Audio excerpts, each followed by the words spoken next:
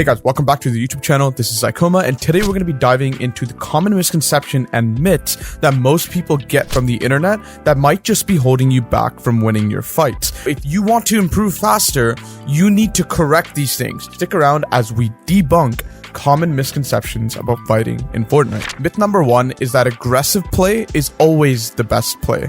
This is a widespread myth. I'm sorry to say that if you're 50 health and your opponent is full HP and he's W keying you, go try and fight him head on. See what happens, right? It's not going to work. You need to play defensively, or at least on the back foot, so that either they become complacent and overstep, or you just get free heals off and you trade your mats by reboxing multiple times to fix your HP. Because if you take a head-on fight at that situation, it will not work well for you.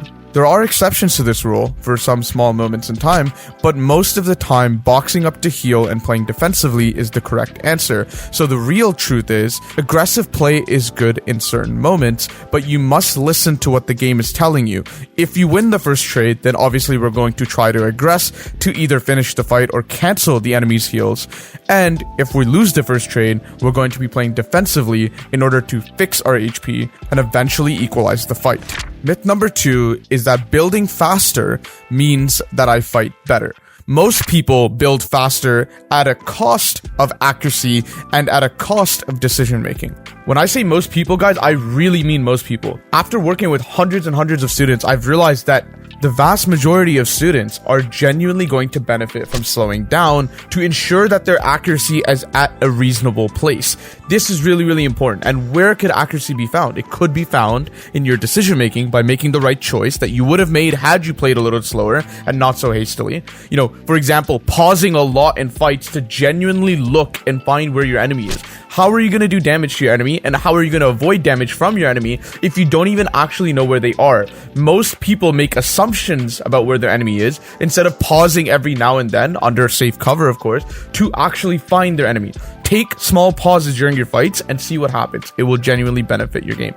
The other part of accuracy is to ensure accuracy in mechanics, in your edits, in your aim. And this is going to help you tremendously, and it could be absolutely achieved by slowing down a little bit. Now, of course, there is nuance to this. There are students who genuinely play too slow already, but for the most part, most people benefit from slowing down and playing more accurate. If you look at a pro player like Polarized and you look at how fast he plays and you ask yourself, does he seem in control of his edits? Does he seem like he's making the correct decision? I would have to argue that absolutely it's yes for both, and it's absolutely necessary to play accurate, both in terms of your aim and your edit accuracy, but also in terms of your decision making quality. And it's really important to maintain these at a certain level while playing fast. Then I think that speed can become a benefit. However, most people fall into the trap such that playing with speed actually hurts them. The third myth is that defensive play is passive play.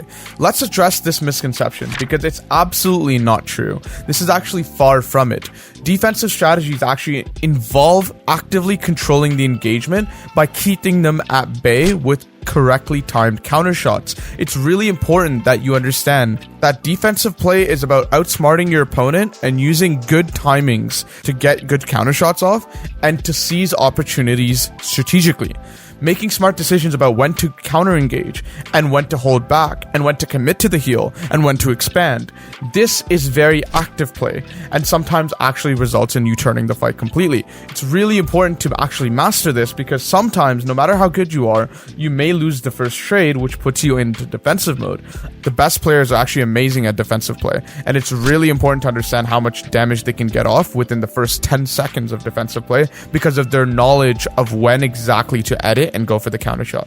The next myth is about high ground being always advantageous. This is a myth that we often take for granted. The belief that high ground is always advantageous can lead us to actually playing for it too much.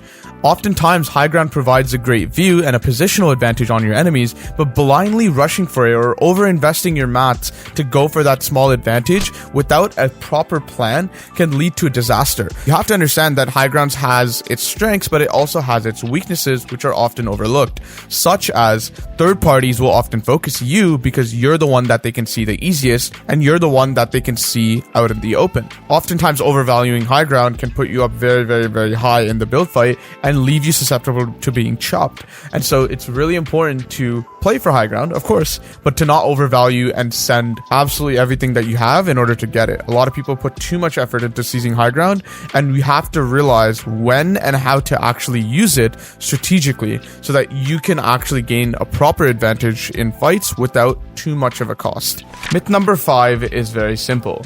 The belief that using your shotgun 90% of the time because it's the best form of weapon in Fortnite is not true. The notion that shotguns are the be-all and end-all in Fortnite is somewhat accurate because of the fact that it's really good to shoot a burst of damage and then be able to reset right after, and that's very useful in Fortnite because of the fact that we have builds. They're very potent weapons for sure, and I would argue them to be the keystone weapon of Fortnite.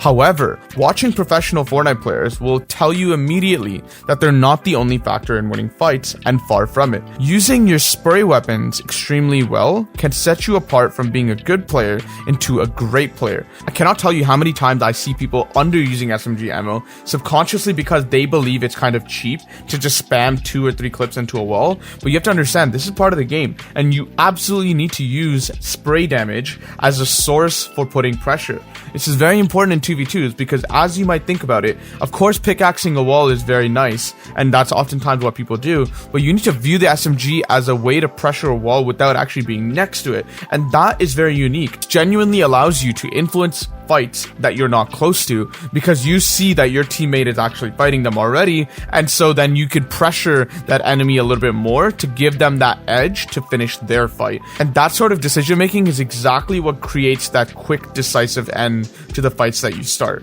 Using spray weapons is extremely underrated, guys, and so the faster you get used to using them, I genuinely think you're gonna have a much better time in game. Trust me on this one, guys. Try it out and you'll see exactly what I mean. Here's another myth to debunk. The idea that the best players never ever make mistakes, even the professional players, is just not true.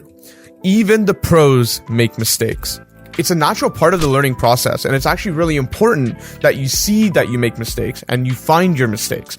The difference between the professional players and every other player ever is not the fact that they make mistakes and the pro players don't, but actually the fact that the pro players are reflective. The pro players look at their mistakes and learn from them. And sometimes we may not see this mindset taking place and happening. We don't actually see it because sometimes the pro players very internally just process what actually went wrong right away. It's almost like a habit. It's like a reflex. It's like, hey, I died here. Why did I die here? Okay, that's how I died here. And then you just move on and you learn very quickly. But I feel like a prerequisite for this is to understand what is a good play and what is a bad play, and luckily for you guys, that's exactly what I discuss on this channel. So just go check out all the other videos on my YouTube channel to understand what looks good and what looks bad, and also how to critically think so that you can make these conclusions yourself. The 7th myth is that every fight is a win or lose situation.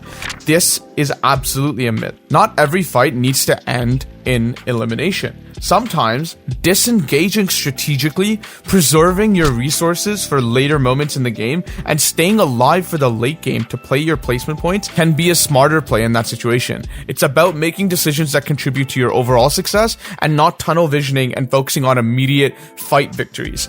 You have to understand sometimes where there's too much risk for very little gain, and you need to play that risk-reward equation much better so that you become a smarter and more competent Fortnite player. Really important, guys. This is one of the most common mistakes made across Fortnite. The faster you realize that disengage is option number C, the faster you'll actually have success, especially in competitive Fortnite. Well, there you guys have it. The truth behind some common fight myths. Building speed isn't everything. Aggression needs some balance. Defensive play is far from being passive. High ground requires a little bit more thought and it's often overrated. Shotguns aren't absolutes. SMGs is part of the game. Mistakes happens to everyone, including pro players, and not every fight is a do or die situation. If you enjoyed going through these myths with me and you learned something new, subscribe for some more amazing Fortnite content and share your thoughts in the comments, and we'll see you next time.